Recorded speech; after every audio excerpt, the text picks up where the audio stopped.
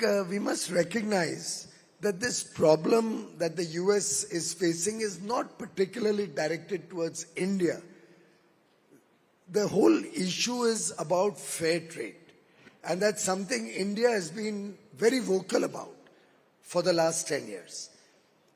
I recently shared with an audience that we have to go to the root of the issue.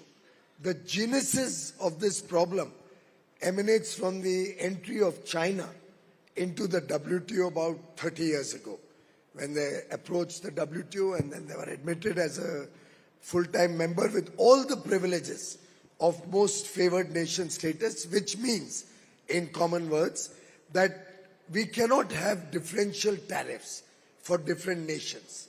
And therefore, whatever is the tariff one country imposes on country A has to be the same from country A to Z, unless we have a bilateral trade agreement or a free trade agreement.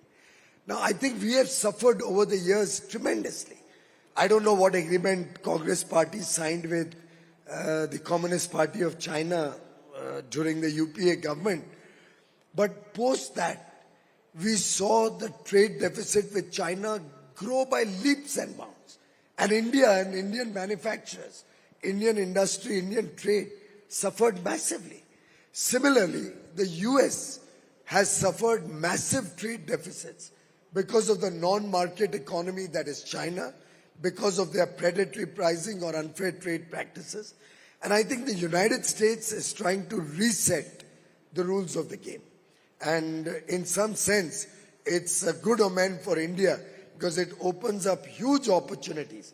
I've just come in, Palki, to your program straight from an interaction with all the sectoral export promotion councils. And I must tell you, save and except one or two, everybody is very excited.